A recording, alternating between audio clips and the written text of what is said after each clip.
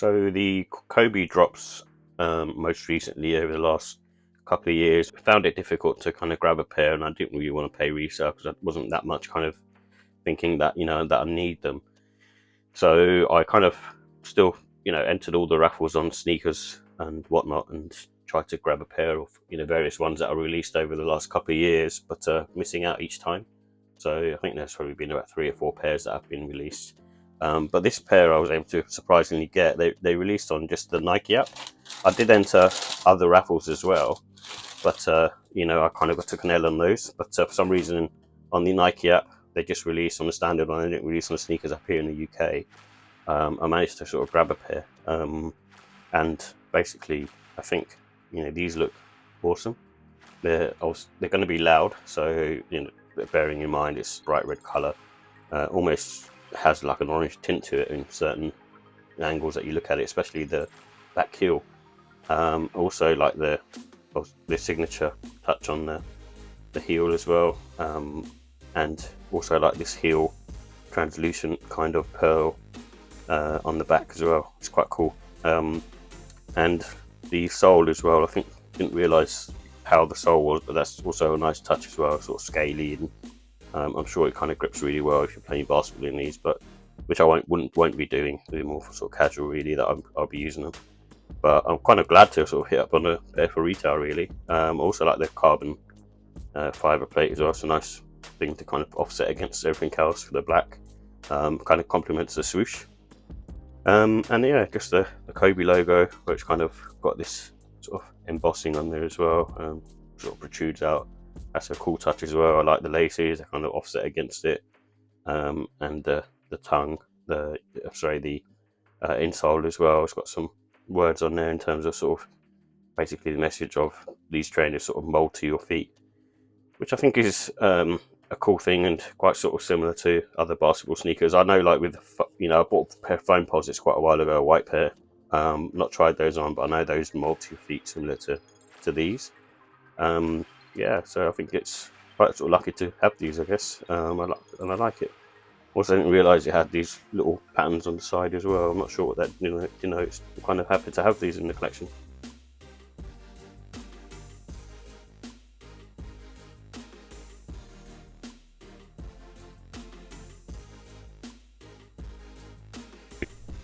So the 2023 Kobe 6 Protro Reverse Grinch comes with a bright crimson and black colorway. So the bright crimson is the red, and it has a Cushlon sole with a Zoom turbo unit in the forefoot.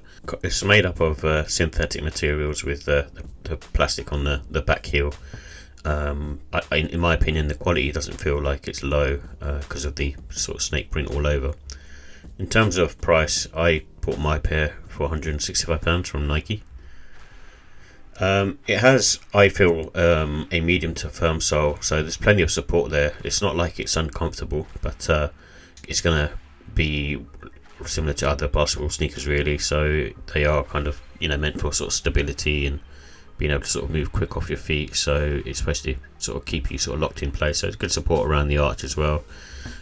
Wearing time is kind of more, I think, 6 to 12 hours with something like these. They kind of remind me, because I've never had a pair of Kobe's before, but wearing them around for a bit, they seem to remind me a lot of the LeBron 20, so I'm guessing they share sort of similar tech anyway. But the LeBrons took a little while for me to sort of wear them in. They felt tight initially, and I know they're supposed to be like that because it's supposed to keep you sort of locked in place, especially sort of when you're sort of running around on outside on a basketball court, using them for sort of more sort of sports activities, and that's the reason for that. And I don't mind that kind of fit. I actually, even though I have a wide foot, I don't mind it being more kind of locked in, as long as the comfort's still there and it gives you sort of flexibility to sort of move around. And that's ideally kind of what you're looking for with this kind of trainer, performance trainer. I'd recommend going half size up. You can go true to size. I went with a size 7.5. I'm kind of around 7.5 UK size, but I feel like the 7.5 fit me perfectly. I had enough sort of room in the toe box area, and I think if you sort of loosen up the laces as well, it's fine to sort of wear around casually. I think if you're using them for performance and you kind of want to go more true to size, but I don't think there isn't too much difference between going half size up, but it all depends on how you like your fit, especially from a performance perspective. But I'm going to be using them for casual sort of lifestyle really. And it's got a great grip really. Again, it's a lot like the LeBron 20s, so a scale traction pattern on there, and it does the job. It's feels very sturdy on foot, and also the trainer being sort of low profile as well, so you can sort of move around quite quickly. In terms of the look and style, obviously the colorway is a loud crimson color, so it's not meant to be muted or understated. It's meant to be this kind of sneaker. It's meant to be loud and meant to be out there. So, which I like personally, but it will be difficult to kind of match up with certain outfits. So you kind of want to go more sort of dark and black, and I like the gradient of the black where it's kind of mixed in with the crimson. You can only tell that more in certain lights, and also when you see it more in hand, you can kind of get more of a feel for that darker shade as it goes across the sort of medial and lateral side and on the forefoot as well, which is cool. And then that contrast on the heel as well, so you've got the big red hit and then that kind of darker colour mixed with black sort of fading around, which is cool. You can pretty much wear them anytime really. They're quite sort of, in that respect, quite sort of waterproof. They have breathability as well, but I'm guessing the upper night technology is in terms of the upper itself, it seems to be quite good for any kind of weather in my opinion, but I'm only talking from a casual perspective. Obviously they're made for basketball, so if you've got a pair of these and you're rocking them on court, you're going to look great in these, and the performance on them is supposed to be excellent as well, so you can't really go wrong with these. I wouldn't really pay resale to play on a basketball court, but if you manage to pick them up for retail, then it's a good flex to have. It's pretty much any other I suppose basketball sneaker really, so it depends. If you're using it more for performance, I think you'd notice the nuances a bit more. I would pair them with sort of green laces, which obviously you get with it, but a red would also work because of the crimson colour, but also black as well. I think black would work quite well with the swoosh, or even maybe a darker sort of yellowy colour similar to what you got on the signature on the heel. That could also work. In terms of the pros and cons, it comes with like the latest Nike tech, so you got the Zoom airbag in there in the forefoot and cushion midsole.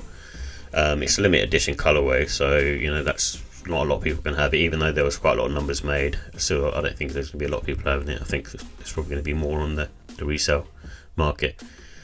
In terms of comfort, I would say the con is they need time to sort of break in.